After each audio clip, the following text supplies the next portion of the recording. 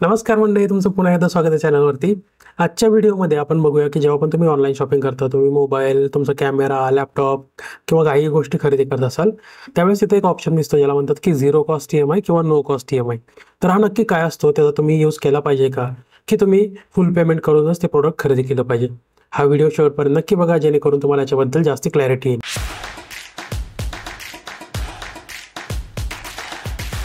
तर पहिली गोष्ट म्हणजे जेव्हा पण तुम्ही कोणतीही गोष्ट EMI वरती खरेदी करता, त्याच्यावरती तुम्हाला इंटरेस्ट पे करणं हे गरजेचंच आहे। कारण की बँकेमधून कोणतीही तुम्ही गोष्ट खरेदी करत असाल, ती फ्रीमध्ये नसते, त्यावरती इंटरेस्ट लागूनच ते मिळते। तर मग होतं काय की जेव्हा पण नो कॉस्ट EMI किंवा झिरो कॉस्ट EMI असतो, त्यावेळेस तुम्ही एकतर स्वतः तुम्ही दुसऱ्या फॉर्ममध्ये ते इंटरेस्ट पे करता किंवा दुसरं कोणीतरी तो इंटरेस्ट पे करतो। तर ते दुसरं कोणीतरी कोण असतं हे आपण व्हिडिओच्या शेवटी बघूया। तर नो कॉस्ट EMIचा पहिला एक टाईप आहे ज्याला म्हणतात की अपफ्रंट डिस्काउंट मॉडेल। आता ह्याच्यामध्ये काय असतं की जेव्हा पण तुम्ही समजा 30,000चा एक मोबाईल खरेदी करताय, तर त्या 30,000च्या मोबाईलला जर का तुम्ही EMI वरती कन्वर्ट करत असाल तर त्याची प्राइस 30,000च राहते। पण जर का तुम्ही त्याला फुल कॅशमध्ये खरेदी करत असाल तर त्याची प्राइस 28,000 रुपये होते। मग आता हे डिफरन्स काय आहे? कारण की तुम्हाला ऑलरेडी 2,000 रुपये इंटरेस्ट पे करायला लागतोय झिरो कॉस्ट EMI मध्ये, जो की तुम्हाला फुल कॅशमध्ये नाही आहे।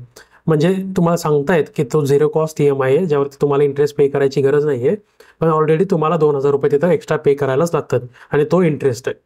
ह्याच्यामध्ये तुम्हाला स्कॅम होण्याचे जास्त चान्सेस असतात। त्यामुळे जेव्हा पण तुम्ही झिरो कॉस्ट EMIचा ऑप्शन सिलेक्ट करता, ही गोष्ट नक्की चेक करून बघा। दुसरा ऑप्शन आहे ज्याला म्हणतात की पेमेंट ऑफ प्रोसेसिंग फी। आता ह्याच्यामध्ये एक थोडासा ट्विस्ट केला जातो इंटरेस्टवरती।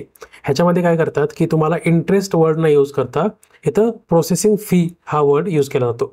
म्हणजे काय होतं, समजा तुम्ही एक 12,000चा शूज खरेदी करताय, तुम्हाला जरा येड आहे तुमच्या शूजचं वगैरे, 12,000चा शूज खरेदी करताय, त्याच्यावरती काय होतं की तिथं तुम्ही 12,000चा शू तुम्ही कन्वर्ट केला 6 महिन्याच्या EMI वरती, तुम्हाला 2,000चं EMI पडणार। अरे म्हणणार चांगलं आहे, याच्यामध्ये मला तर काही इंटरेस्ट पे नाही करावं लागणार।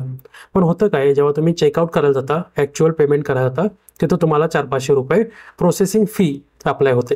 आता हे प्रोसेसिंग फी काय असते की इंटरेस्टच्या जागी दुसरं नाव आहे, ह्यालाच इंटरेस्टच्या जागी दुसरं नाव दिलं जातं। आता ह्याच्यामध्ये काय होतं की प्रोसेसिंग फी काय असते, जे तुमचा प्रोडक्ट आहे त्याच्या 1 ते 3% आसपास त्याची फी लावली जाते आणि ह्याच्यामध्ये तुमचा इंटरेस्ट कव्हर केला जातो। तुम्ही म्हणाल की इंटरेस्ट तर नाही आहे ना, प्रोसेसिंग फी आहे ना, द्यायला काय होतंय, पण तुम्ही ऑलरेडी तिथे इंटरेस्ट पे केलाय, तर ह्या गोष्टीमध्ये पण तुम्हाला स्कॅम होऊ शकतो। तर इथं तुम्ही लक्ष देणं गरजेचं असतं। तिसरा एक ऑप्शन आहे, हा लोकांनी सध्या शोधून काढलाय की नो कॉस्ट EMI कसा करायचा, आणि हा सगळ्यात वर्स्ट ऑप्शन आहे। आणि हा ऑप्शन तुम्ही जर का व्हिडिओ बघत असाल तर कधीच ट्राय नका करू।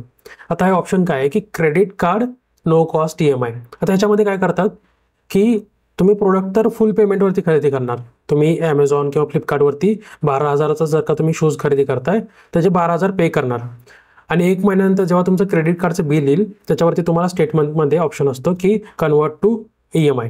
मग ह्याच्यावरती क्लिक करणार आणि त्याला EMI मध्ये कन्वर्ट करणार। तर प्रॉब्लेम काय होतो की जेव्हा पण तुम्ही क्रेडिट कार्डवरती EMI कन्वर्ट करता, तिथं तुम्हाला 35 ते 40% इंटरेस्ट पे करायला, कारण की क्रेडिट कार्ड हे सगळ्यात जास्त इंटरेस्ट अप्लाय करतात।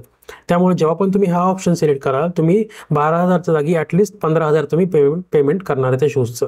त्यामुळे हा ऑप्शन तुम्ही कधीच सिलेक्ट करू नका, कारण की ह्याच्यात तुम्हाला सगळ्यात जास्त पैसे पे करायला लागतात। आणि चौथा एक सगळ्यात महत्त्वाचा ऑप्शन आहे ज्याला म्हणतात की डिस्काउंटेड इंटरेस्ट मॉडेल।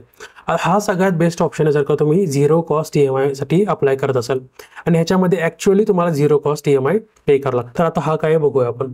ह्याच्यामध्ये काय असतं की समजा तुम्ही फ्लिपकार्ट किंवा ॲमेझॉनवरती गेला, तिथे एक काहीतरी सेल चालू आहे मोठं। तर ह्याच्यामध्ये काय होतं की समजा एक 30,000चा मोबाईल आहे तुमचा आणि तुम्ही त्याला कन्वर्ट करताय 6 महिन्याच्या तुमच्या EMI वरती, तर त्याच्यावरती जो इंटरेस्ट लागतो तो इंटरेस्ट फ्लिपकार्ट किंवा ॲमेझॉन स्वतः पे करतात, जेणेकरून त्यांचे जास्त मोबाईल खरेदी व्हावे। तर ह्या गोष्टीसाठी तुम्ही अप्लाय केलं तर चांगलं असतं, कारण की याच्यामध्ये तुम्ही इंटरेस्ट तर काय पे करत नाही आणि तुमचं जे पेमेंट आहे तर तुम्ही 6 महिन्यासाठी तेवढंच करता जेवढं तुम्ही फुल कॅशमध्ये केलं असतं। तर ह्या गोष्टीवरती तुम्ही लक्ष देऊन जर का तुम्ही नीट वाचलं की बाबा तुम्हाला ॲक्च्युअली किती पैसे पे करावे लागतात, तर ह्या गोष्टीवरती तुम्ही जास्त पैसे सेव्ह करू शकता आणि तुमच्यासोबत काही स्कॅम पण नाही होणार। तर हा चौथा ऑप्शन सगळ्यात बेस्ट आहे जर का तुम्ही झिरो कॉस्ट EMI कडे जाताय। तर आजच्या व्हिडिओमध्ये आपण काय काय शिकलो बघूया। पहिली गोष्ट म्हणजे जेव्हा पण तुम्हाला झिरो कॉस्ट EMI किंवा नो कॉस्ट EMI घ्यायचा आहे, त्यावेळेस एक गोष्ट लक्षात घ्या की त्यावरती इंटरेस्ट तर पे करायलाच लागतो. भले तुम्ही नाही केला तर ते ज्या वेबसाईटवरून तुम्ही खरेदी करताय त्यांना तर तो पे करायला लागतो.